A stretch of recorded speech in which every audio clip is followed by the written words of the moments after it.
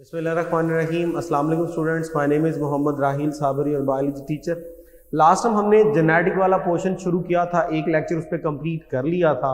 आइए जी आज अपना सेकंड लेक्चर स्टार्ट करते हैं और जो रिमेनिंग पोर्शन है जेनेटिक्स का उसको कंप्लीट करने की कोशिश करते हैं। तो आज हमें जो फर्स्ट स्टार्ट करना है वो है जी, सबसे पहले हम डिस्कस करेंगे test cross. What is test cross? Test cross तो क्या होता है जी टेस्ट क्रॉस? आइए जी जरा इस बात को समझते हैं। पहले तो हमें यह पता होना चाहिए why we use it, why we use it.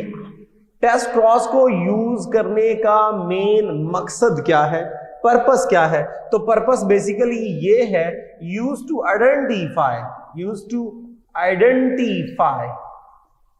The genotype of the individuals involved in mating। तो मैटिंग के अंदर जो हमारे पास पेरेंट्स हैं, उन पेरेंट्स की हम जीनोटाइप फाइंड आउट करने के लिए क्या करते हैं, हम टेस्ट क्रॉस यूज करते हैं। और इसमें हमारे पास जो बेसिक प्रिंसिपल है वो क्या होता है? बेसिक प्रिंसिपल, अब बेसिक प्रिंसिपल हम यूज ये करते हैं कि हम मैटिंग करते हैं, मैटिंग बिटवीन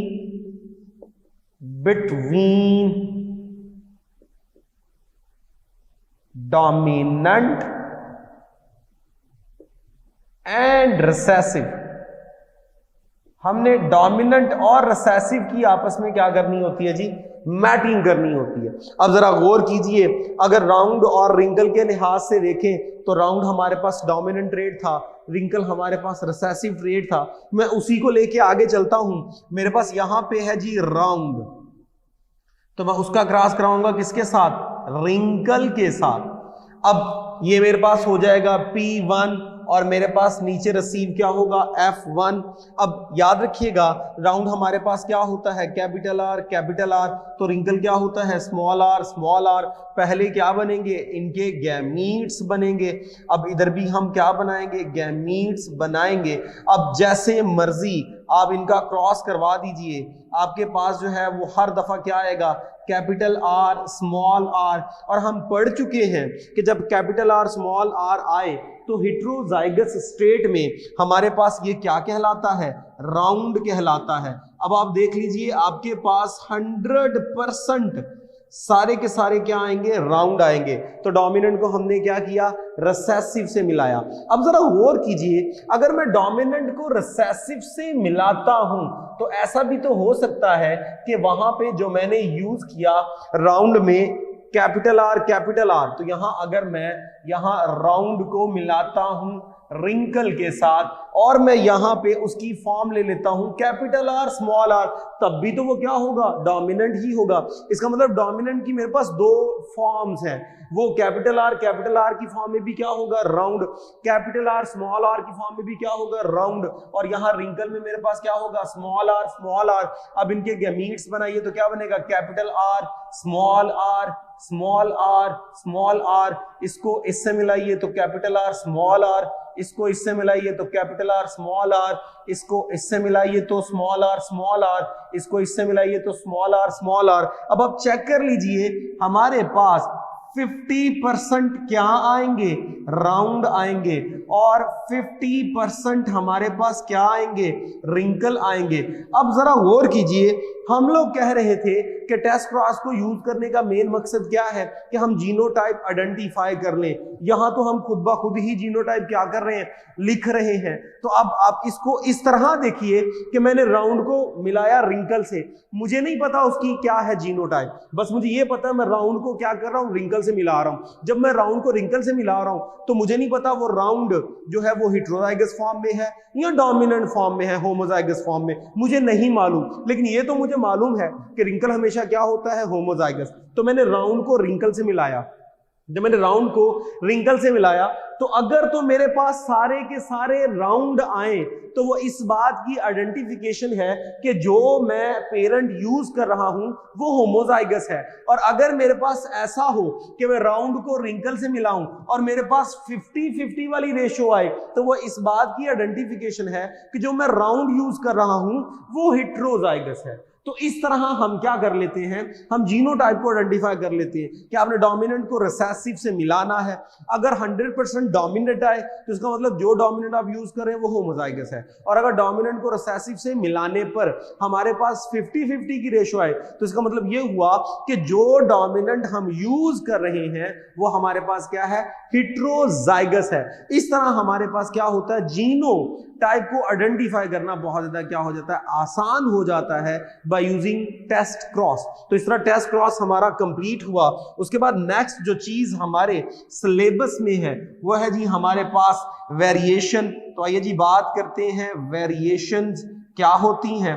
तो वेरिएशन कहते हैं चेंज इन द कैरेक्टरिस्टिक्स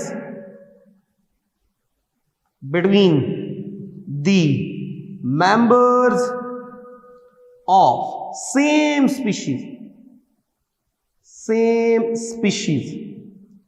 तो सेम स्पीशीज के मेंबर्स में जो हमारे पास डिफरेंस निकलेगा वो डिफरेंस क्या कहलाता है, वेरिएशन। सपोज कीजिए मैं बात करता हूं कि जी मेरे पास एक पॉपुलेशन है ह्यूमंस की। अब ह्यूमन में सारे जो है वो ह्यूमंस ही होंगे, सारे के सारे जब ह्यूमन बीइंग्स हैं तो उनके दरमियान अगर मैं कैरेक्टरिस्टिक्स का कंपैरिजन करना शुरू कर दूं तो अच्छी खासी उनमें क्या आएंगे, डिफरेंसेस आएंगे। मिसाल के तौर पे उनकी हाइट में डिफरेंस होगा, उनके कलर में डिफरेंस होगा, उनकी इंटेलिजेंसी में डिफरेंस होगा और भी बेशुमार डिफरेंस निकल आएंगे जो एक मेंबर के दूसरे मेंबर से अच्छे खासे क्या होंगे, डिफरेंट होंगे। सो इंडिविजुअल्स के जो डिफरेंसेस होते हैं एक ही पॉपुलेशन के इंडिविजुअल्स के आपस में जो इनको एक दूसरे से डिफरेंट कर रहे होते हैं उन्हें हम क्या बोलते हैं, वेरिएशंस बोलते हैं। दो तरह की वेरिएशंस हम पढ़ेंगे, एक हमारे पास है कॉन्टिन्यूअस वेरिएशन और दूसरी हमारे पास है डिसकॉन्टिन्यूअस वेरिएशन। ये दो वेरिएशन हमारे सिलेबस में है। आइए जी जरा हम पढ़ते हैं क्या होती हैं जी ये वेरिएशंस। एक हमारे पास कॉन्टिन्यूअस और एक डिसकॉन्टिन्यूअस। सो पहले हम पढ़ते हैं जी यहां पे कॉन्टिन्यूअस वेरिएशंस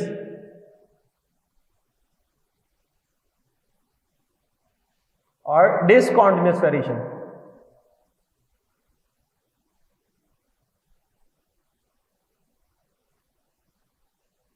ये होती है जी shows unbroken series of phenotype. तो इसमें बेशुमार फिनोटाइप्स होंगी, बेशुमार एक्सप्रेशंस होंगे, लेकिन यहां पे क्या होगा, एक ही कैरेक्टर के बेशुमार क्या होंगी, फिनोटाइप। और यहां पे क्या होगा, क्लियर कट टू फिनोटाइप। इसमें क्लियर कट क्या होंगी, दो फिनोटाइप होंगी। इसमें मैनी इंटरमीडिएट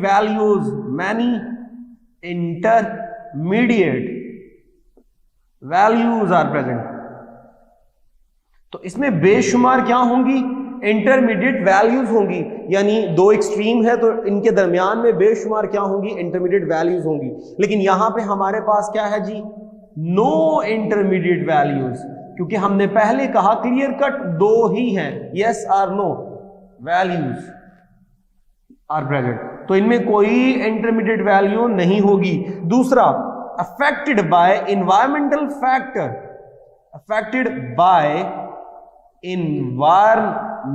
फैक्टर, यानी इनके ऊपर इन्वायरमेंट का अच्छा खासा रोल है। इन्वायरमेंट की वजह से ये चेंज हो सकते हैं। यहां पे no affect of environment,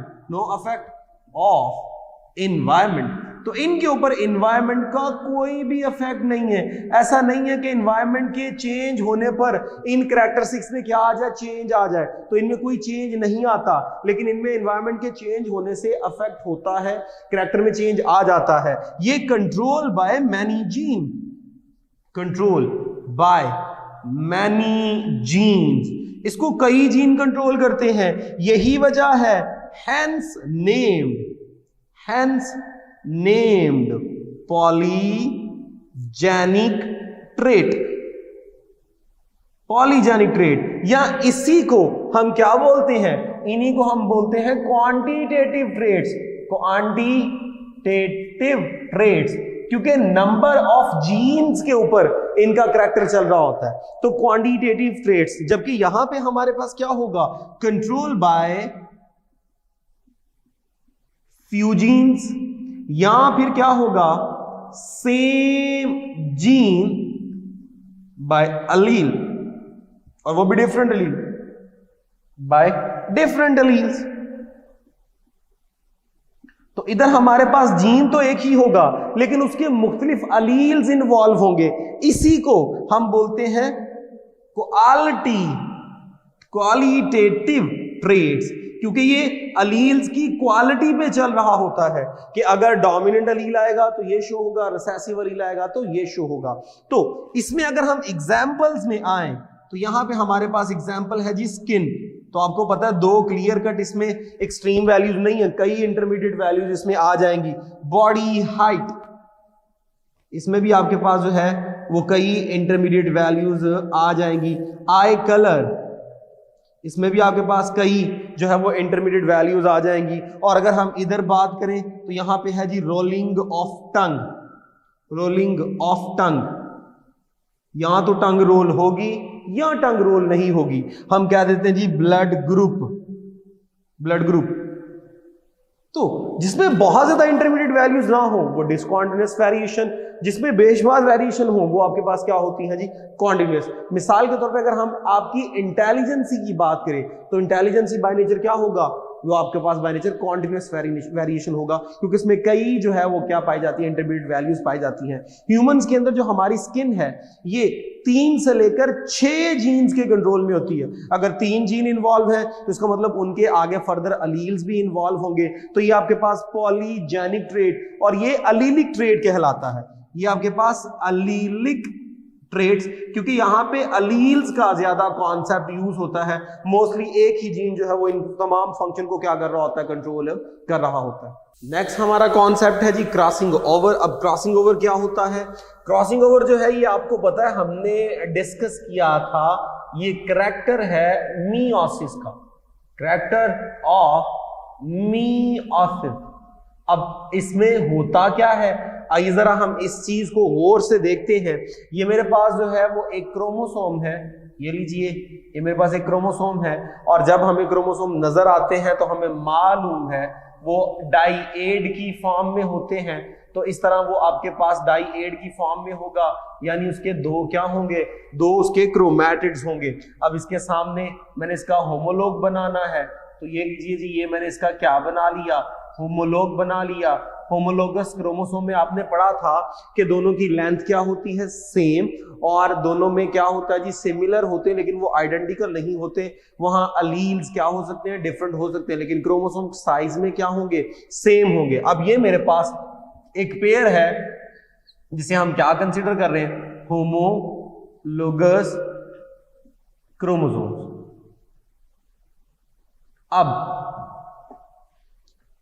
homologous chromosomes के बनने के प्रोसेस को हमने कहा था साइनेप्सिस। सो साइनेप्सिस कहते हैं पेयरिंग ऑफ होमोलोगस क्रोमोसोम। अब इनमें देख लीजिए ये दोनों जो है ये आपस में सिस्टर क्रोमैटिड्स है, बिल्कुल इसी तरह ये जो दोनों है ये आपस में क्या है, ये भी सिस्टर क्रोमैटिड्स हैं, लेकिन ये और ये आपस में क्या होंगे, नॉन सिस्टर क्रोमैटिड्स होंगे। अब चेंज क्या आएगा, जरा गौर से देखिएगा, ये जो हमारे पास होमोलोगस क्रोमोसोम्स हैं इनके जो नॉन सिस्टर क्रोमैटिड्स हैं ये आपस में एक दूसरे के साथ एक लिंकेज डेवलप करेंगे, और वो लिंकेज इस तरह की होगी कि ये देखिए जी ये जो आपको नजर आ रहा है ये है जी एक्स शेप लिंकेज। इस एक्स शेप लिंकेज को हम बोलते हैं क्याज़मेटा। तो दोनों के दरमियान क्या डेवलप होता है, क्याज़मेटा डेवलप होता है। और कहां डेवलप हुआ? नॉन सिस्टर क्रोमैटिड्स में होमोलोगस क्रोमोसोम के। उसके बाद जब ये सेपरेट होते हैं तो फिर क्या होता है? हमें मालूम है कि सबसे पहले यहां पे क्या होनी है? सबसे पहले यहां पे होनी है जी मीओसिस 1। अब मीओसिस 1 में क्या होता है? होमोलोगस क्रोमोसोम्स एक दूसरे से क्या हो जाते हैं? सेपरेट हो जाते हैं। अब हमारे पास क्या होगा? ये देखिए जी, ये और साथ ही ये आ जाएगा आपके पास। और दूसरा आपके पास क्या होगा जी? यहां पे क्योंकि सेपरेशन हो गई है तो ये और यहां पे देखिए क्या आ जाएगा? ये आ जाएगा। तो अब आप गौर से देख लें कि जैसे ही होमोलोगस क्रोमोसोम मियोसिस 1 में सेपरेट हुए तो दोनों के अंदर जेनेटिक मटेरियल क्या हो चुका है? चेंज हो चुका है। जब जेनेटिक मटेरियल चेंज हो जाए उसे हम बोलते हैं रिकॉम्बिनेंट। तो ये रिकॉम्बिनेंट हो चुके हैं। अब आपको मालूम है जो अगला प्रोसेस होता है वो कौन सा होता है? वो हमारे पास होता है जी मियोसिस 2 का। मियोसिस 1 में हमने कहा होमोलोगस क्रोमोसोम सेपरेट हो गए, लेकिन जब हम बात करते हैं मियोसिस 2 की तो उस दौरान क्या होता है? उस दौरान हम सिस्टर क्रोमैटिड्स को सेपरेट करते हैं। तो ये आपके पास जो है वो सिस्टर क्रोमैटिड जो है वो क्या होंगे? सेपरेट होंगे। ये लीजिए, और यहां पे भी एग्जैक्ट इसी तरह ये लीजिए, और ये देखिए जी, यहां पे सिस्टर क्रोमैटिड सेपरेट हुए। और आपको पता है यहां पे कितने सेल बनने हैं? 4। तो एक ये बन जाएगा, एक ये बन जाएगा, एक ये बन जाएगा, एक ये बन जाएगा। 4 सेल हमारे पास रिसीव हुए। इन 4 सेल्स के अंदर देख लीजिए, ये दोनों जो हैं ये तो पेरेंट लाइक हैं, पेरेंट लाइक। और ये दोनों जो हैं ये क्या है? रिकॉम्बिनेंट है। इसका मतलब ये हुआ कि अगर क्रॉसिंग ओवर होगी तो 4 तरह के हमारे पास गैमीट बनेंगे। 4 गैमीट बनेंगे जिनमें 2 डिफरेंट होंगे, 2 क्या होंगे? सेम। और लेकिन अगर क्रॉसिंग ओवर नहीं होती तो हमारे पास पेरेंट जैसे ही क्या बनने हैं? गैमीट, यानी 2 तरह के गैमीट बनने हैं। तो यहां पर ये हमारे पास मियोसिस कंप्लीट हुई और यहां पे जो गैमीट बनेंगे उनमें जेनेटिक मटेरियल क्या हो चुका है? चेंज। तो आइए जरा अब हम इसकी डेफिनेशन में चलते हैं। डेफिनेशन क्या है? डेफिनेशन है जी exchange of genetic material, exchange of genetic material between non-sister chromatids, sister chromatids of homologous chromosomes at the point of chiasmata। So chiasmata के पॉइंट पर 2 नॉन सिस्टर क्रोमैटिड जो कि होमोलोगस क्रोमोसोम्स के होंगे उनके दरमियान जो जेनेटिक मटेरियल जो है वो हमारे पास एक्सचेंज होता है उसे हम क्या बोलते हैं? क्रॉसिंग ओवर कहते हैं। अगर क्रॉसिंग ओवर की हम एप्लीकेशंस देखें या इसके बेनिफिट्स देखें, बेनिफिट्स क्या है, इंपॉर्टेंस क्या है, तो याद रखिएगा ये हमारे पास है एक सोर्स ऑफ एवोल्यूशन। क्या वजह है? Source of evolution. अब देखिए जी, ये एवोल्यूशन का सोर्स किस तरह है? क्योंकि इसकी वजह से क्या होगा? Reshuffling of gene, reshuffling of genes, genes की, अलील्स की क्या होनी है? रीशफलिंग होनी है। रिकॉम्बिनेंट कैरेक्टरिस्टिक्स डेवलप होने हैं जिसकी वजह से क्या होगा? वेरिएशंस डेवलप होती हैं, वेरिएशन डेवलप। अब यही तो वजह है we are different from our parents, क्योंकि हम सेक्सुअल रिप्रोडक्शन से बने। जब सेक्सुअल रिप्रोडक्शन से बने तो हमें गैमीट्स बने थे। जब गैमीट्स बने तो मियोसिस होगी, क्रॉसिंग ओवर होगी, जेनेटिक मटेरियल क्या हो जाएगा? चेंज हो जाएगा। जब जेनेटिक मटेरियल चेंज हो जाएगा तो हमारे पास जो है वो जो नई जनरेशन बनेगी उसके अंदर नए क्या होंगे? कैरेक्टरिस्टिक्स होंगे। अब कितना कुछ चेंज आएगा, कितनी जो है वो रिकॉम्बिनेशन होगी। अगर हमें फ्रीक्वेंसी फाइंड आउट करनी है रिकॉम्बिनेंट की तो वो किस तरह फाइंड आउट करते हैं? तो रिकॉम्बिनेंट फ्रीक्वेंसी, रिकॉम्बिनेंट फ्रीक्वेंसी ये किस तरह निकाली जाती है? आइए जरा इसको डिस्कस करते हैं। नंबर रिकॉम्बिनेंट टाइप्स को आपने ऊपर लेना है, divided by sum of all the combinations, हमने सारी कॉम्बिनेशन जो है वो क्या लेने हैं नीचे, मल्टीप्लाई विद 100। तो इस तरह आपके पास क्या आ जाएगी, रिकॉम्बिनेंट फ्रीक्वेंसी आ जाएगी, या दूसरे अल्फाज में क्रॉसिंग ओवर जो है उसकी रेशो आ जाएगी कि कितना मटेरियल चेंज हुआ है। इसी बात को समझने के लिए बड़ी आसान सी एग्जांपल लेते हैं। आपको याद होगा जब आपने लॉ ऑफ इंडिपेंडेंट असॉर्टमेंट पढ़ा था, इंडिपेंडेंट असॉर्टमेंट, तो वहां पे आपने दो तरह की क्या पढ़ी थी जी, जनरेशंस पढ़ी थी, जिसमें दो करैक्टर को एग्जिस्ट थे। मिसाल के तौर पे मेरे पास जो पेरेंट्स हैं, उन पेरेंट्स में मेरे पास था एक जो था वो था राउंड और साथ ही साथ वो येलो था, और दूसरा मेरे पास था रिंकल और ये मेरे पास ग्रीन था। तो हमने पहले उससे क्या रिसीव की थी, पहले हमने उससे F1 रिसीव की थी जो हमारे पास थी राउंड येलो, जो इस बात को आइडेंटिफाई कर रही थी कि ये मेरे पास क्या है जी, डोमिनेंट है। उसके बाद हमने क्या किया, इससे रिसीव की थी F2, इससे हमने रिसीव की थी F2 जनरेशंस, और इन F2 जनरेशंस में हमारे पास रिसीव क्या हुआ था, हमारे पास रिसीव हुआ था राउंड ग्रीन,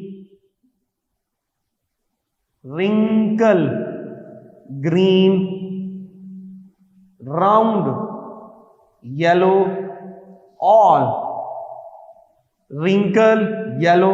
तो अब आप चेक कर लीजिए, हमारे पास चार तरह की जनरेशंस आई थी, क्योंकि चार तरह के यहां पे क्या बनते थे, गैमीट्स। अब इनमें अगर आप गौर करें तो हमारे पास जो रिंकल ग्रीन है, ये तो मेरे पास कौन सी टाइप है, पेरेंट टाइप है। मेरे पास जो राउंड येलो है, ये मेरे पास कौन सी है, ये भी पेरेंट है। जबकि ये दोनों जो हैं, ये हमारे पास क्या कंसीडर होंगे, रिकॉम्बिनेंट, क्योंकि अलील्स का क्या हो गया है, एक्सचेंज हो गया है।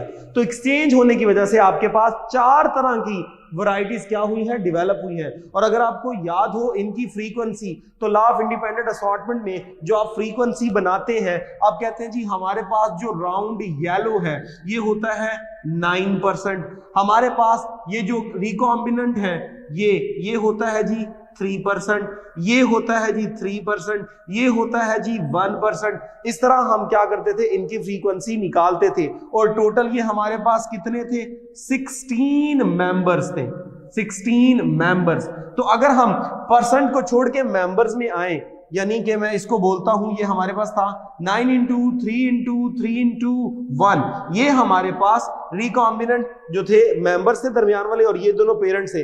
अगर मैं इनकी क्या निकालना चाहता हूं, रिकॉम्बिनेंट फ्रीक्वेंसी निकालना चाहता हूं, तो वो मैं कैसे निकालूंगा, पहले मुझे ऊपर क्या रखना है, रिकॉम्बिनेंट टाइप्स। तो ये दोनों रिकॉम्बिनेंट थे, तो ये था 3 + 3, ये दोनों ऊपर आ जाएंगे। फिर मुझे क्या चाहिए, सम ऑफ ऑल कॉम्बिनेशन। तो सम ऑफ ऑल कॉम्बिनेशन में क्या आएगा, 9 इंटू 3 इंटू 3 इंटू 1, यानी कि और मल्टीप्लाई 100, यानी कि क्या हो गया, ऊपर आ जाएगा 6, नीचे आपके पास आ जाएगा 16 मल्टीप्लाई बाय 100। तो अब आप क्या कर लीजिए, इनको डिवाइड कर लीजिए, ये आपके पास हो जाएगा 2 3 = 6, और ये 2 4 आपके पास क्या आ जाएगा, 2 4 = 6।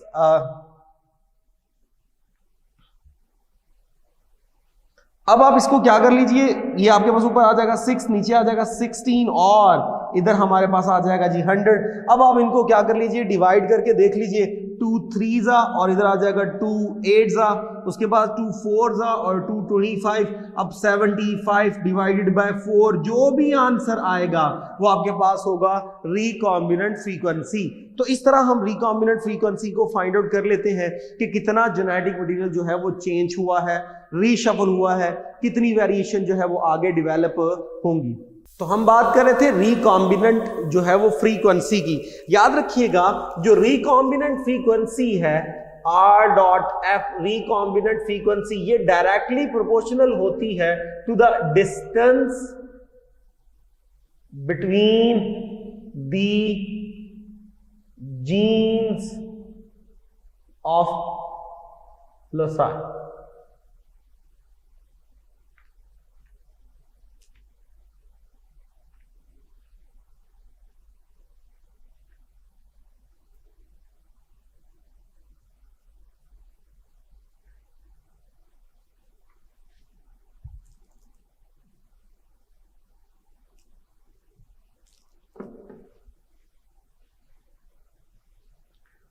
तो हम बात कर रहे थे रिकॉम्बिनेंट फ्रीक्वेंसी की। तो रिकॉम्बिनेंट फ्रीक्वेंसी जो होती है, ये याद रखिएगा, रिकॉम्बिनेंट फ्रीक्वेंसी डायरेक्टली प्रोपोर्शनल होती है टू द डिस्टेंस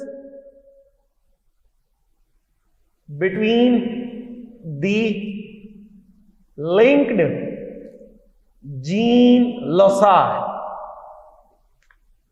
अब डायरेक्टली प्रोपोर्शन का क्या मतलब है? डायरेक्टली प्रोपोर्शन का यह मतलब है कि याद रखिएगा, अगर जीन्स के दरमियान जो दो जीन एक क्रोमोसोम के ऊपर हम डिस्कस कर रहे हैं, अगर उनके दरमियान डिस्टेंस जो है वो बहुत ज्यादा कम है, तो उनकी रिकॉम्बिनेंट फ्रीक्वेंसी जो है वो बहुत ही कम होने के चांस है, और वो जो है वो सेग्रीगेट ही नहीं होंगे, वो क्रॉसिंग ओवर में इन्वॉल्व ही नहीं होंगे। और अगर डिस्टेंस बहुत ज्यादा है तो वो आसानी के साथ क्या हो जाएंगे? सेग्रीगेट। मिसाल के तौर पे जो मैंने यहाँ पे बात की कि फर्ज कीजिए मेरे पास ये एक क्रोमोसोम है, मैं कहता हूं जी यहाँ पे कैपिटल ए है, यहाँ पे कैपिटल बी है, मेरे पास इसका होमोलोगस है। जब इसका होमोलोगस है तो यहाँ पे मैं कहता हूं जी स्मॉल ए स्मॉल बी। इसका मतलब हम बात कर रहे हैं किसकी? हिट्रोजाइगस की। जब हिट्रोजाइगस की बात कर रहे हैं तो अब देख लीजिए दोनों के दरमियान डिस्टेंस अच्छा खासा है। जब दोनों के दरमियान डिस्टेंस अच्छा खासा है तो फाइनली एंड पे हमारे पास बड़ी आसानी के साथ दोनों एक दूसरे से क्या हो जाएंगे? सेग्रीगेट। और यहां पे मेरे पास क्या रिसीव हो जाएगा? यहां पे मेरे पास रिकॉम्बिनेंट क्या हो जाएगा? रिसीव हो जाएगा, क्योंकि इनके दरमियान डिस्टेंस जो था वो ज्यादा था। और ये लीजिए, तो ये मेरे पास क्या बन गया? रिकॉम्बिनेंट, क्योंकि डिस्टेंस ज्यादा था। लेकिन अगर डिस्टेंस कम होता, फर्ज कीजिए मैं इस बी को इसी के पास लिख दूं, इसको भी इसी के पास लिख दूं, तो दोनों जब नीचे से क्रॉसिंग ओवर करेंगे तो दोनों फिर भी इकट्ठे रहेंगे। ऊपर अगर क्रॉसिंग ओवर हो जाए फिर भी इकट्ठे रहेंगे, क्योंकि डिस्टेंस क्या है? कम। तो डिस्टेंस जितना कम होगा उतना ज्यादा जो है उनके क्रॉसिंग ओवर में जाने के या रिकॉम्बिनेंट होने के चांस कम होंगे। जितना डिस्टेंस ज्यादा उतना रिकॉम्बिनेंट फ्रीक्वेंसी ज्यादा, उतना क्रॉसिंग ओवर ज्यादा होगी। और डिस्टेंस जितना कम होगा उतनी ही क्रॉसिंग ओवर के चांस कम होंगे, उनके सेग्रीगेट होने के चांसेस कम होंगे, उतनी ही रिकॉम्बिनेंट फ्रीक्वेंसी हमारे पास क्या होगी? कम होगी। तो इस तरह ये कंप्लीट हुआ। आइए जी नेक्स्ट टॉपिक हम डिस्कस करते हैं, और वो जो नेक्स्ट टॉपिक है वो हमारे पास है जीन लिंकेज। Gene linkage. अब ये क्या है जी जीन लिंकेज? जरा गौर से सुनिएगा। जीन लिंकेज क्या होता है? Every trait in our body, every trait in our body control by gene. हमारी बॉडी का हर करैक्टर कौन कंट्रोल करता है? जीन कंट्रोल करता है। एक अंदाजे के मुताबिक human body contain 30,000 to 50,000 genes. हमारी बॉडी में मिनिमम 30,000, मैक्सिमम 50,000, ज्यादातर जो है यही कंसीडर किए जाते हैं। ज्यादा जगहों पर 30,000 जो है वो जीन्स के बारे में बताया गया। तो हमारी बॉडी में 30,000 जीन्स हैं, लेकिन हमें मालूम है only 46 chromosomes are present. Chromosome सिर्फ और सिर्फ कितने हैं? 46। और हमें यह भी पता है कि जीन आ जाके कहां होते हैं? क्रोमोसोम के ऊपर होते हैं। तो इसका मतलब यह हुआ कि every chromosome must contain many genes. तो एक क्रोमोसोम के ऊपर क्या होंगे? कई जीन्स होंगे। जब कई जीन्स होंगे so presence of all genes linked together on same chromosome कहलाता है जी लिंकेज। सो एक क्रोमोसोम के ऊपर कई जीन्स का एक ही साथ इकट्ठा पाया जाना, अब सारे जीन जो है they will live together by the linkage on the same chromosome. तो एक ही क्रोमोसोम पे सारे जीन्स का इकट्ठा मिलकर रहना, इस करैक्टर को हम क्या बोलते हैं? लिंकेज करैक्टर कहते हैं या जीन लिंकेज कहते हैं। जो जीन बहुत पास होंगे उनके क्रॉसिंग ओवर के चांसेस बहुत कम, जो जितने दूर होंगे उनके क्रॉसिंग ओवर के चांसेस उतने ज्यादा होंगे। अब मैंने कहा कि एक क्रोमोसोम के ऊपर कई जीन्स इकट्ठे हैं, तो जीन्स के वहां इकट्ठे रहने के करैक्टर को हम क्या बोलते हैं? जीन लिंकेज कहते हैं। और याद रखिएगा, जीन लिंकेज ग्रुप क्या होता है? अभी हमने पढ़ा कि एक क्रोमोसोम के ऊपर कई जीन्स हैं, तो हर जीन का इकट्ठा रहना, सारे जीन्स का इकट्ठा रहना क्या कहलाता है जी? जीन लिंकेज कहलाता है। अब एक क्रोमोसोम के सारे जीन इकट्ठे एक जीन लिंकेज ग्रुप बनाएंगे। So gene linkage group stands for all genes linked together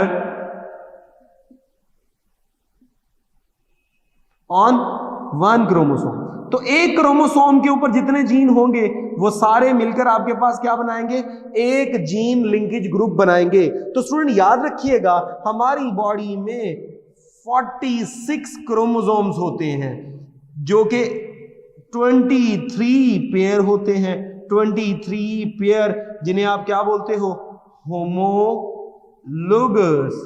chromosome.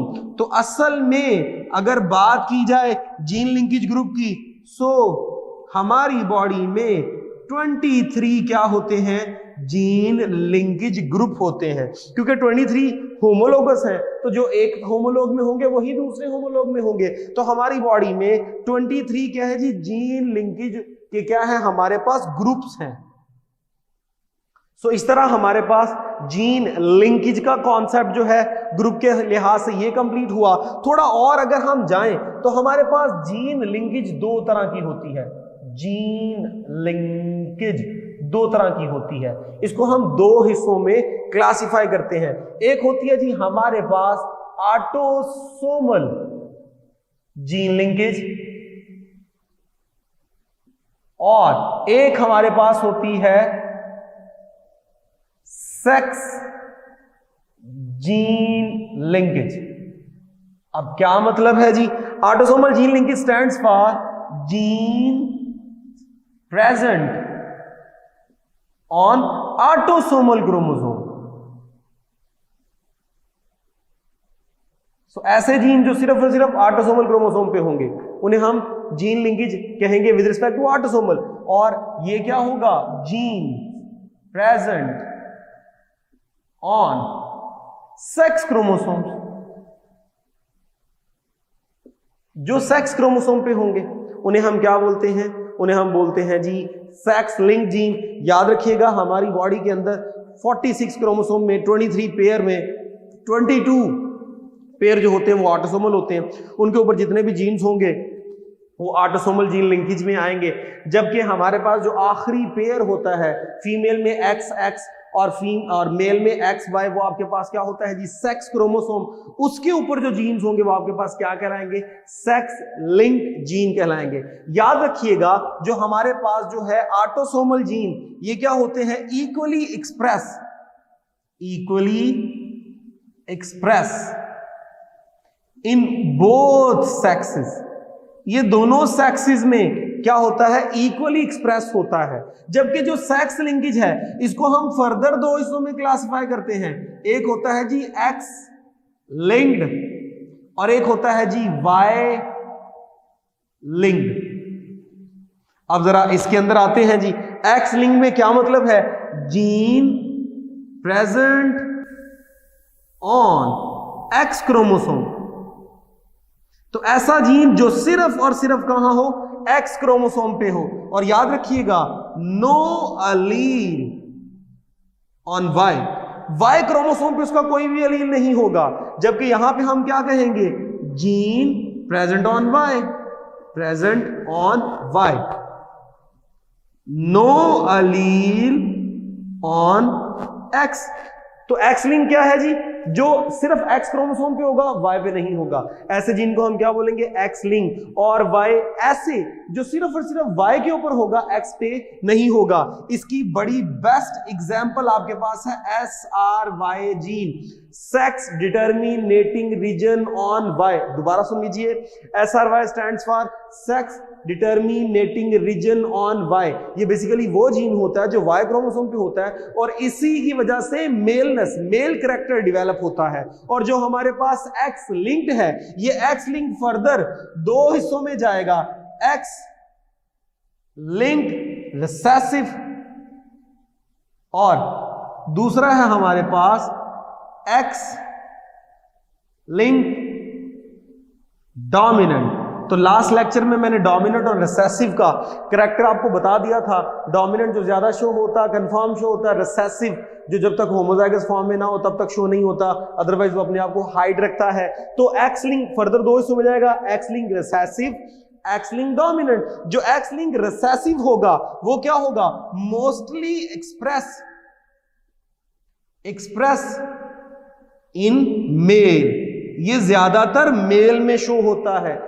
क्या वजह है कि ये मेल में शो होता है, तो इंशाल्लाह अभी हमने दो सिलेबस के अंदर हमारे जो है यहाँ पे हीमोफीलिया और कलर ब्लाइंडनेस वो पढ़ते हैं, तो आपको आइडिया हो जाएगा कि ये मेल में ज्यादा शो क्यों होता है। और ये mostly express in female, mostly express in female. और ये जो वाई है, कंफर्म एक्सप्रेस इन मेल, ये कभी भी फीमेल में शो नहीं होता।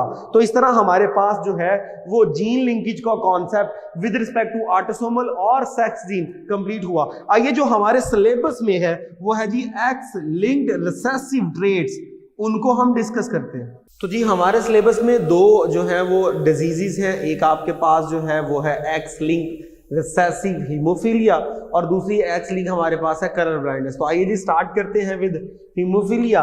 तो हीमोफीलिया आपके पास क्या है जी, एक्स लिंक्ड रिसेसिव ट्रेट। अब इसमें होता क्या है,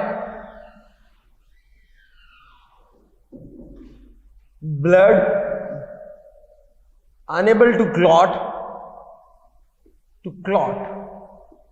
on receiving any injury।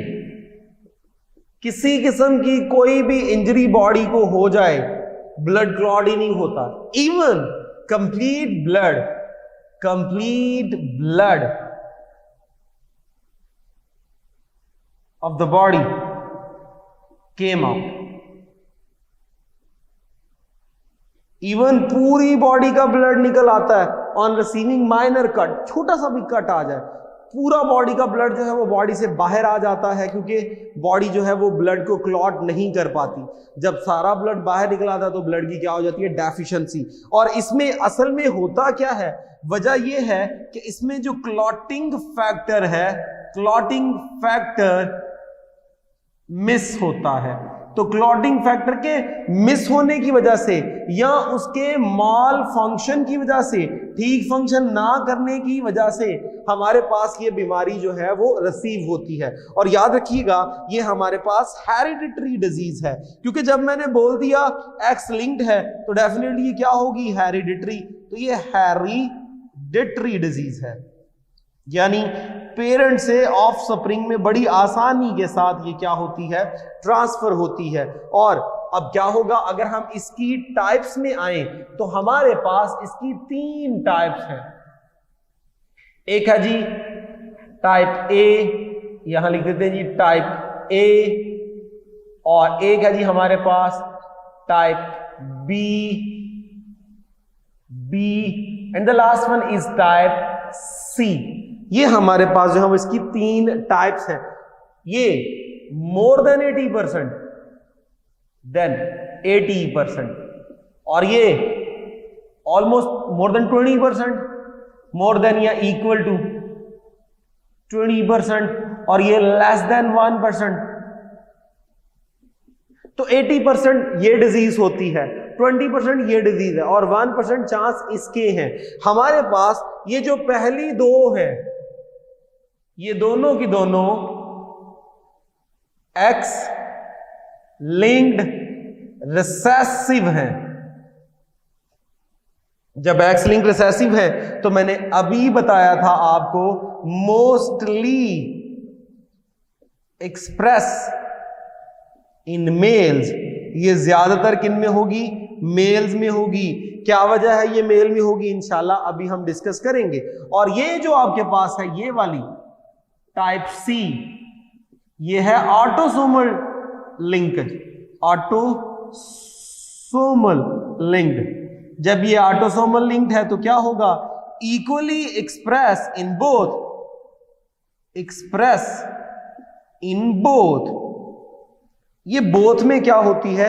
Express, यानी ये मेल को भी इक्वली एक्सप्रेस करेगी, फीमेल को भी एक्सप्रेस करेगी, लेकिन यहां पे मेल के अंदर होने के चांसेस ज्यादा है। अब क्या वजह है? आइए जरा हम इसको देखते हैं। मैं कहता हूं कि जब भी एच आएगा तो ये नॉर्मल कैरेक्टर को शो करेगा, और जब स्मॉल एच आएगा ये अबनॉर्मलिटी को शो करेगा, यानी कि हीमोफीलिया को शो करेगा। तो चूंकि वो रिसेसिव है इसलिए मैंने इसको स्मॉल से शो किया। हमने क्या कहा कि ज्यादातर ये किन में होती है? मेल्स में। तो हम बात शुरू करते हैं कि मेरे पास है अफेक्टेड मेल और मैं इसकी मैटिंग कर रहा हूं विद नॉर्मल फीमेल। तो अब जरा गौर कीजिएगा, जब मेरे पास इधर मेल है तो मैं मेल को शो करूंगा एक्स और वाई के साथ, और यहां मेरे पास फीमेल है तो मैं शो करूंगा एक्स और एक्स के साथ। अब मैंने कहा मेरे पास फीमेल क्या है? नॉर्मल। जब नॉर्मल है तो दोनों एक्स के ऊपर क्या मैं डाल दूंगा? Capital H. और जब मैंने कहा मेल क्या है? अफेक्टेड, तो मैं सिर्फ एक्स के ऊपर क्या डालूंगा? स्मॉल एच, क्योंकि अफेक्टेड है। वाई के ऊपर कुछ नहीं डालूंगा क्योंकि मैंने अभी बताया ये एक्स लिंक्ड है। तो आपने पढ़ा था एक्स लिंक ऐसा होता है, वो सिर्फ और सिर्फ एक्स पे होता है, वो वाई पे नहीं होता, तो ये will not present on Y. अब जब आप इनकी क्या करेंगे? गैमीट्स फॉर्मेशन करेंगे, तो इधर आपके पास जो है ये गैमीट बनेंगे, इधर आपके पास जो है वो ये गैमीट बनेंगे। अब जरा गौर कीजिए, यहाँ पे ये, यहाँ पे कुछ नहीं, यहाँ पे कैपिटल एच, यहाँ पे कैपिटल एच। तो अब आप क्या कीजिए, अगर मैं इसको इससे मिला दूं या मैं इसको इससे मिला दूं तो हमारे पास रिजल्ट क्या आएगा? कैपिटल एच, और यहाँ पे दोनों एक्स कैपिटल और ये एच और स्मॉल, और अगर मैं इसको इससे मिलाऊं तो मेरे पास क्या आएगा? फिर भी मेरे पास आएगा एक्स, और ये है कैपिटल एच और स्मॉल। और इसी तरह अगर मैं वाई को मिला दूं इसके साथ और वाई को मिला दूं इसके साथ, तो मेरे पास क्या आएगा? मेरे पास आएगा जी, ये देखिए एक्स वाई, और मेरे पास यहां पे आएगा जी कैपिटल एच। अब यहां देखिए, ये मेरे पास इस स्टेट में डोमिनेंट भी मौजूद है, रिसेसिव भी मौजूद है। तो डोमिनेंट वाला अलील अपने कैरेक्टर को शो करेगा, रिसेसिव वाला हाइड कर लेगा। तो ये मेरे पास जो फीमेल होगी तो नॉर्मल स्टैंड्स पर उसमें बीमारी शो नहीं होगी, लेकिन वो बीमारी के लिए क्या होगी? कैरियर। इसलिए हम यूज करते हैं कि फीमेल जो है वो कैरियर है, जबकि यहां पे भी मेरे पास जो है वो फीमेल, ये क्या है? कैरियर। और यहां पे मेरे पास नॉर्मल क्या है जी? मेल। अब ये मेरे पास करैक्टर जो है वो शो हुआ कि फीमेल में बीमारी गई है, लेकिन फीमेल में दूसरा एक्स उसको बचा गया जो कि डोमिनेंट था। अब इसी करैक्टर को मैं अगर आगे लेके चलूं कि मैं कहता हूं कि मेरे पास एक तरफ है कैरियर फीमेल, लीजिए जी मैं आपके पास कैरियर फीमेल को आगे लेके चल रहा हूं, कैपिटल एच और स्मॉल एच, और इधर मेरे पास जो है वो एक नॉर्मल क्या है? मेल है। ये लीजिए जी, यहां पे जो है वो मेरे पास नॉर्मल क्या है जी? मेल है। ये लीजिए। अब मैं इनके गैमीट्स बनाने के बाद क्रॉस करूं, मैं गैमीट्स बना के टाइम वेस्ट नहीं कर रहा, मैं डायरेक्ट क्रॉस कर रहा हूं, तो मेरे पास फर्स्ट जनरेशन जो आएगी वो क्या आएगी? वो आएगी जी एक्स वाई, एक्स वाई। ये चार मेरे पास क्या आई? जनरेशन आई। अब जरा चेक कीजिएगा, ये मेरे पास ये इससे मिला और इससे मिला, तो यहां पे आपके पास क्या आएगा? कैपिटल एच, स्मॉल एच, और ये स्मॉल एच। फिर इसकी बारी, तो कैपिटल, ये था कैपिटल एच। अब इसकी बारी, तो कैपिटल एच और ये इधर आएगा, तो आपके पास ये देखिए जी, ये आपके पास टोटल जो है वो क्या है, क्रॉस आए, यानी कि अगर ये और ये मिलेंगे तो ये आएगा, ये इससे मिलेगा तो ये आएगा, और ये इससे और ये इससे ये। अब इन चारों के अंदर देख लीजिए, ये है फीमेल लेकिन कैरियर, क्योंकि नॉर्मल मौजूद है। ये देखिए, ये है मेल अफेक्टेड। मेल में जब नॉर्मल गया था तो मेल नॉर्मल शो हो गया, अब नॉर्मल गया था मेल अब नॉर्मल हो गया, क्योंकि मेल के अंदर एक ही एक्स मौजूद है, दूसरा एक्स नहीं है, इसलिए अगर उसमें नॉर्मल वाला आएगा तो वो नॉर्मल शो हो जाएगा, अब नॉर्मल वाला आएगा तो अब नॉर्मल आ जाएगा। अब जरा बात गौर से सुनिएगा, जब दोनों अलील सेम हो तो उस कंडीशन को हम क्या बोलते हैं, होमोजाइगस, होमोजाइगस। और जब दोनों अलील डिफरेंट हो तब उसे क्या बोलते हैं, हेट्रोजाइगस। और जब आपके पास इस तरह का करैक्टर हो कि एक ही अलील है, दूसरे के ऊपर अलील है ही नहीं, इसे बोलते हैं हेमीजाइगस, हेमीजाइगस। तो इस तरह जो है मेल एक्स लिंक के लिए चूंकि हेमीजाइगस होता है, इसलिए ये बीमारी ज्यादातर जो है वो मेल में शो होती है, क्योंकि फीमेल होमोजाइगस भी हो सकती है, हेट्रोजाइगस भी हो सकती है, और हेट्रोजाइगस में वो बच जाती है। क्यों? क्योंकि डोमिनेंट एलील अपने करैक्टर को क्या कर देता है, शो। फीमेल तब तक अब नॉर्मल नहीं हो सकती जब तक वो उसी करैक्टर के लिहाज से, यानी रिसेसिव करैक्टर के लिहाज से होमोजाइगस ना हो चुकी हो। अब आप गौर कीजिए, ये जो अब नॉर्मल जी अलील था, ये जो नॉर्मल अलील था, ये फादर से उसकी दोनों बेटियों में गया, ये देखिए दोनों बेटियों में गया, और बेटी से उसके बेटे में गया, यानी कि इस बच्चे के अंदर उसके जो है मदर से उसके फादर से रिसीव होने वाला अलील है, ठीक है जी, यानी उसके ग्रैंडफादर से जो है वो अलील रिसीव हुआ है और जाके सन में शो हुआ। तो पहले ये मेल से किस में गया, फीमेल, फीमेल से किस में आया, मेल। इस तरह का करैक्टर जो मेल से फीमेल, फीमेल से मेल, मेल से फीमेल मैनर में ट्रांसफर हो रहा हो, उसे बोलते हैं zig zag pattern of inheritance. तो आपके पास एक्स लिंक्ड ट्रेड जो है, ये आपके पास क्या है, zig zag pattern of inheritance. Next है जी हमारे सिलेबस में कलर ब्लाइंडनेस। कलर ब्लाइंडनेस हमारे पास क्या है जी, एक एक्स लिंक ट्रेट है, x link trait.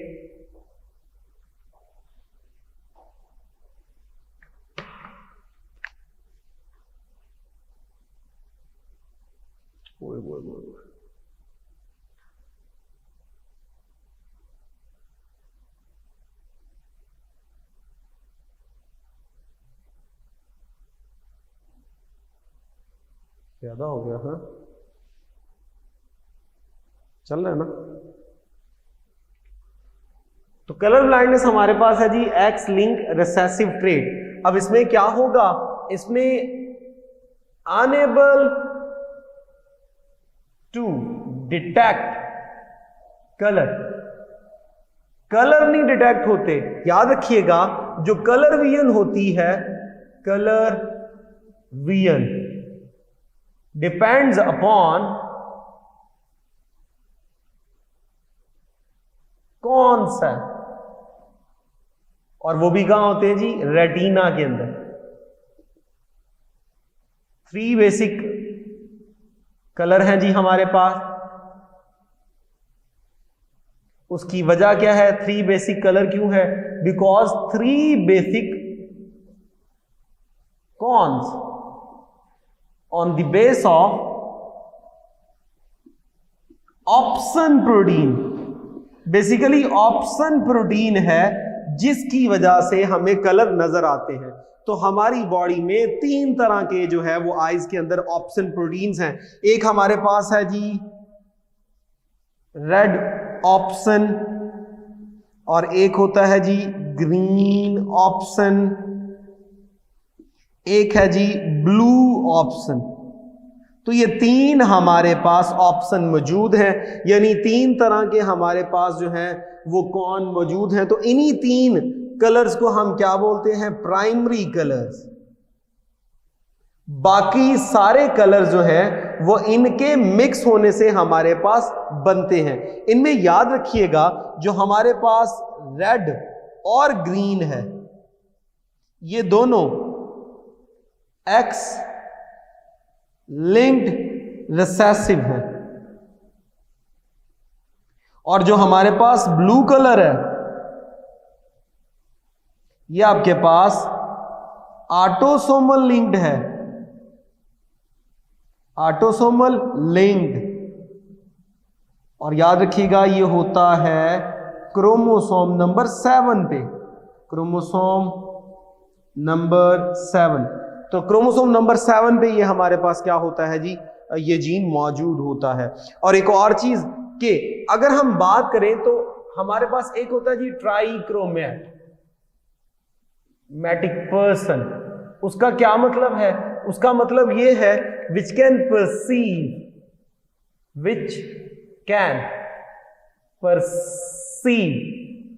All 3 colours, जो कि तीनों कलर्स को आसानी से ऑब्जर्व कर सके, वो ट्राइक्रोमैटिक है। एक हमारे पास होता है बायक्रोमैटिक पर्सन। अब इसमें क्या होगा, ये कैन परसीव कहते हैं ऑब्जर्व करना, देखना। परसीव ओनली 2 कलर्स, ये सिर्फ और सिर्फ 2 कलर देख सकता है। क्या वजह है? 1 विल मिस, कोई एक मिस होगा। अब मिसाल के तौर पे फर्ज कीजिए मैं कहता हूं रेड ब्लाइंडनेस, तो इसका मतलब ये है कि रेड जो है वो क्या होगा, मिस होगा।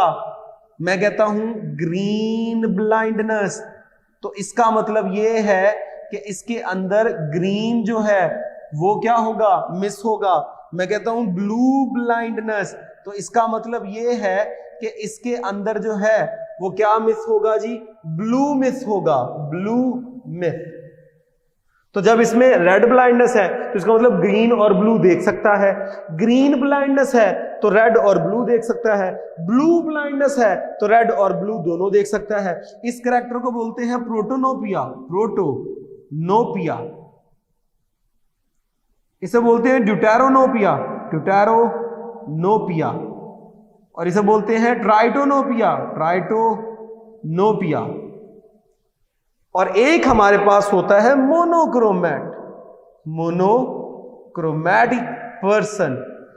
तो डेफिनेटली इसका क्या होगा, can perceive only 1 colour, can perceive only 1 colour. ठीक है जी। तो इसका मतलब इसमें 2 मिस होंगे। जब 2 मिस होंगे तो आपके पास ये ऐसा भी हो सकता है, मैं बोलूं ब्लू ग्रीन ब्लाइंडनेस, तो इसका मतलब उसमें सिर्फ और सिर्फ कौन सा होगा, उसमें सिर्फ और सिर्फ जो है वो आपके पास रेड होगा। मैं कहता हूं ब्लू रेड ब्लाइंडनेस, इसका मतलब अब उसमें सिर्फ और सिर्फ कौन सा होगा, ग्रीन होगा। मैं कहता हूं जी ग्रीन रेड ब्लाइंडनेस, इसका मतलब उसमें सिर्फ और सिर्फ ब्लू होगा। तो ये हमारे पास सारी जो है वो कलर ब्लाइंडनेस की फॉर्म है। जो एक्चुअल हमारे पास कंसीडर होता है कलर ब्लाइंड वो मोनोक्रोमैट होता है, और जो मोस्ट अबंडेंट है उसके अंदर वो आपके पास है ग्रीन रेड ब्लाइंडनेस, ये मोस्ट अबंडेंट है। और ये भी एक्स लिंक है। तो जिस तरह पहले हमने क्रॉस किया कि मेरे पास अगर नॉर्मल पर्सन है तो उसे बोलेंगे जी कैपिटल सी, और अगर मेरे पास अब नॉर्मल है तो उसे बोलेंगे जी स्मॉल सी। क्योंकि ज्यादातर ये किन में होती है, मेल्स में, तो हम शुरू करेंगे affected mail with normal female. अब मुझे एक तरफ चाहिए अफेक्टेड मेल, तो मैं लिखूंगा एक्स और वाई, और यहां पे मेरे पास क्या हो जाएगा एक्स एक्स। अब मैं यहां पे क्योंकि ये अफेक्टेड है, यहां पे स्मॉल सी, यहां पे कैपिटल। अब क्योंकि एक्स लिंक था इसलिए वाई के ऊपर ये ट्रेट नहीं आएगा। अब जब मैं इनकी जनरेशंस पैदा करूं तो मैं क्या करता हूं, अगर मैं इसको मिलाऊं इसके साथ या इसको मिलाऊं इसके साथ, हर दफा मेरे पास क्या आना है, capital C with small C, तो 50% आपके पास क्या आ जाएंगी, कैरियर फीमेल्स। मैंने अभी पीछे बताया था कि एक नॉर्मल हो एक अबनॉर्मल हो, तो नॉर्मल वाला अपना कैरेक्टर शो करेगा, अबनॉर्मल वाला अपना कैरेक्टर शो नहीं करेगा, लेकिन उनमें अफेक्टेड जीन मौजूद है। और अगर Y इन्वॉल्व होगा तो आपके पास बनेगा XY, और यहां पे आ जाएगा कैपिटल C, तो आपके पास 50% जो है वो क्या होंगे, नॉर्मल। तो देख लीजिए जो यहां पे मेल आए हैं वो नॉर्मल आए हैं, और सारी फीमेल जो है वो क्या होगी, कैरियर। इसका मतलब ये हुआ अफेक्टेड फादर अपनी वो बीमारी किन में ट्रांसफर करेगा, अपनी सारी बेटियों में ट्रांसफर करेगा। लेकिन वो बीमारी बेटियों में शो क्यों नहीं होगी, क्योंकि बेटियों में अपनी मां की तरफ से नॉर्मल जो है वो अलील आया हुआ है। अब अगर इसी तरह हम क्या करें, एक कैरियर फीमेल की मैटिंग करवा दें नॉर्मल मेल के साथ, तो फिर क्या होगा। अब ये देखिए जी, मेरे पास यहां पे फीमेल है XX, तो यहां पे आ जाएगा कैपिटल C। रेड से शो कर दूं ताकि अलील जो है वो प्रॉपर नजर आए आपको। कैपिटल C तो स्मॉल c, और यहां पे मेरे पास ये नॉर्मल है, तो मैं लेके चलूंगा इसे कैपिटल C के साथ। अब देखिए जी, अगर मेरे पास यहां पे मैं इन दोनों को मिलाऊं, ये वाले, तो मेरे पास कैपिटल दोनों ये और ये, तो मेरे पास आएगा XY। अब जरा देखिएगा यहाँ पे क्या आएगा, capital C capital C capital C, ठीक है जी। और अगर मैं इसको इन्वॉल्व करूं तो मेरे पास क्या आएगा, XX, और यहाँ पे आएगा स्मॉल c विद कैपिटल और स्मॉल c। अब ये देखिए, ये दोनों नॉर्मल हैं, लेकिन ये जो पहली वाली है ये तो कंफर्म बात है, पूरी की पूरी नॉर्मल है। ये जो है ये फीमेल क्या होगी, कैरियर, और ये मेरे पास मेल क्या होगा, नॉर्मल। और ये मेरे पास जो है ये फीमेल मेरे पास क्या होगी, सॉरी मेल, ये जो मेरे पास मेल है ये क्या होगा, अफेक्टेड। यानी 25% जो है वो मेरे पास अफेक्टेड की रेशो आ रही है, तो मेल क्या हो गया, अफेक्टेड। इसका मतलब इस सन के अंदर अलील कहां से आया, उसकी मां से, और मां से कहां से आया, उसके फादर से। तो ग्रैंड फादर वाला जो अलील है वो यहां आके क्या हो रहा है, शो हो रहा है। वो फादर से पहले किसमें गया, उसकी डॉटर्स में, डॉटर से किसमें आया, सन में। तो male to female, female to male, इसे हम क्या बोलते हैं, जिग-जैग पैटर्न ऑफ इनहेरिटेंस। तो इस तरह आपका जेनेटिक वाला पोर्शन क्या हुआ, कंप्लीट हुआ। इंशाल्लाह नए लेक्चर में हम एवोल्यूशन जो है वो कंप्लीट करेंगे। इजाजत दीजिए, thank you very much, Allah Hafiz.